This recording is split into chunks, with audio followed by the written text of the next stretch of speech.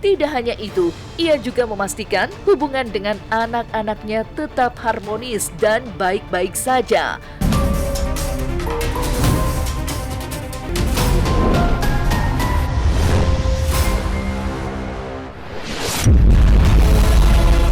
Lembaran baru yang baik-baik aja, doain.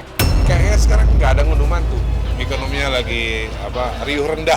Hal yang paling tidak ikhlas sampai sekarang cuman itu, karena aku nggak bisa sama mereka 24 jam lagi. Aku udah nolak, Kak, menutup pintu damai. Iya, nolak. Pemirsa Silet RCTI, dunia hiburan tanah air seolah tak pernah henti menghadirkan berbagai kisah yang membuat publik menyorotinya. Mulai dari kabar pernikahan hingga konflik harta warisan, bahkan tangis seorang ibu yang harus merelakan terpisah dari anak-anaknya. Berikut inilah deretan berita terkini para selebriti tanah air yang sedang menjadi sorotan, versi Silet. Viral, Ijong akan menikah dengan Ririn pasca unggah di sosmed foto genggam tangan with new capture.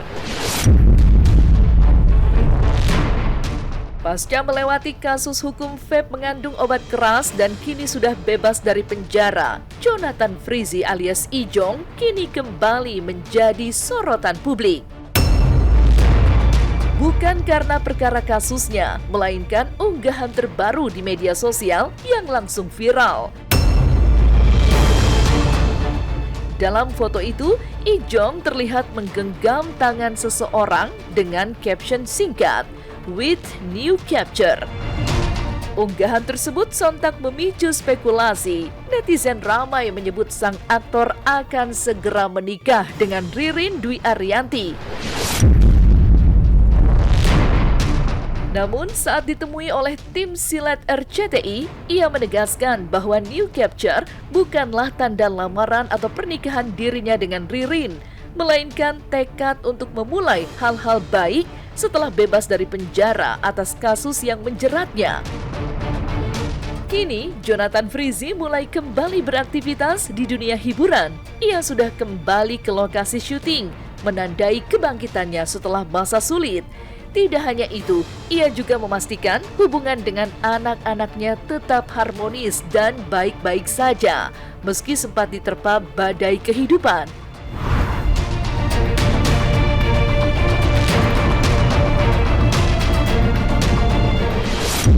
Kabarnya baik, makasih. Kecap apa? Lembaran barunya seperti apa? Lembaran baru yang baik-baik aja, doain. Beberapa hari lalu katanya marah sama Ririn, itu benar nggak sih? Emang iya, ngarang itu foto itu. Kerja lagi, Iya dong, masih laku. Ahmad Dhani tidak gelar ngunduh mantu El Rumi dan Syifa Haju karena ekonominya sedang kurang baik. Musisi sekaligus pentolan Dewa 19 Ahmad Dhani kembali memberikan pernyataan mengejutkan terkait rencana pernikahan putra keduanya El Rumi dengan aktris cantik Syifa Haju. Meski mendukung penuh hubungan keduanya, Dhani secara terang-terangan menyebut tidak akan menggelar acara besar ngunduh mantu. Ahmad Dhani mengungkapkan bahwa alasan utama dirinya tidak mengadakan prosesi adat tersebut berkaitan dengan kondisi finansialnya. Meski tidak ada prosesi ngunduh mantu dari pihak ayah, rencana pernikahan El Rumi dan Syifa Haju tampaknya sudah semakin matang. Dhani sendiri yang membocorkan bahwa hari bahagia tersebut rencananya akan digelar pada pertengahan tahun 2026 mendatang. Ahmad Dhani menyebutkan bahwa dalam waktu dekat, pasangan yang tengah naik daun ini akan bertolak ke Solo, Jawa Tengah untuk foto prewedding. Kayaknya sekarang nggak ada ngunduh mantu. Ekonominya kurang baik. Pertengahan tahun pokoknya. Oh, prewed nanti di Solo. Aku cuma minta doanya dari semua. Semoga lancar, semoga diyakinkan, dan semoga dimurnikan niat kita untuk menikah karena ibadah. Pokoknya doain aja yang lancar. Soal nikah doain aja lah pokoknya. Tangis Dahlia Polan tak bisa bawa anaknya karena belum stabil secara finansial.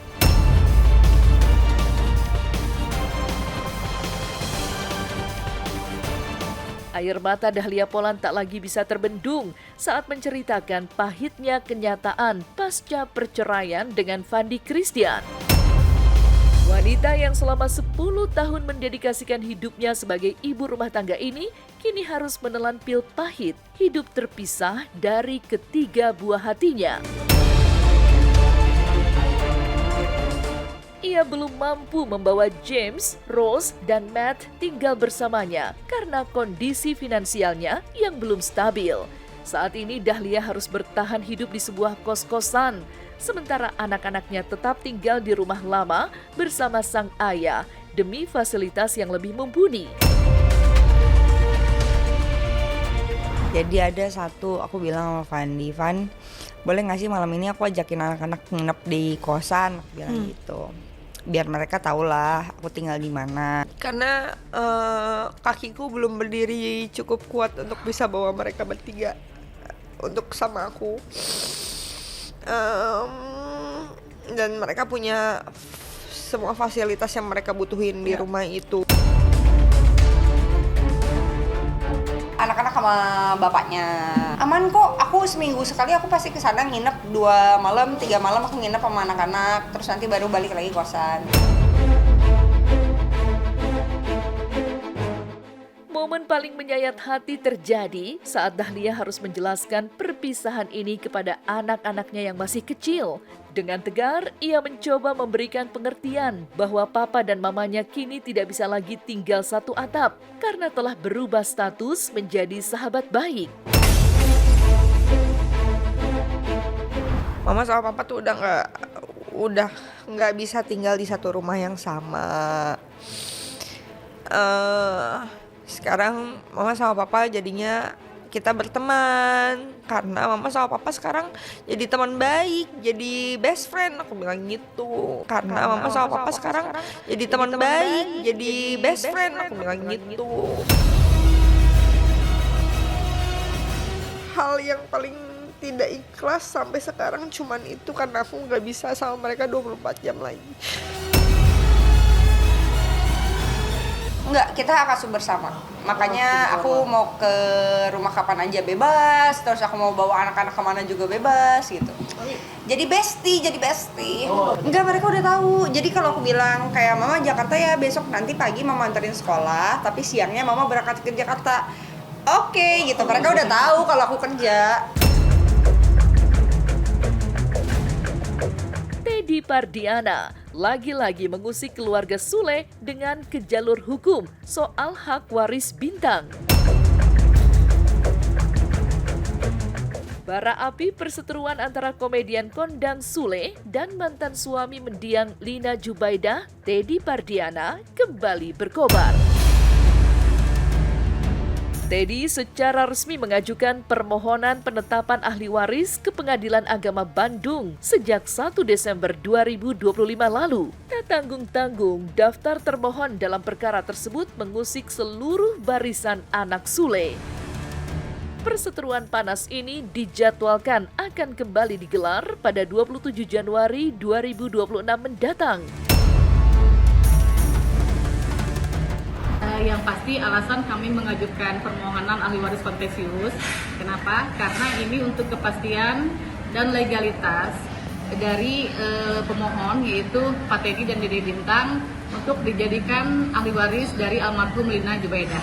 Sidang memang sudah agenda keempat kali, jadi adapun panggilan termohon itu sudah 2 kali.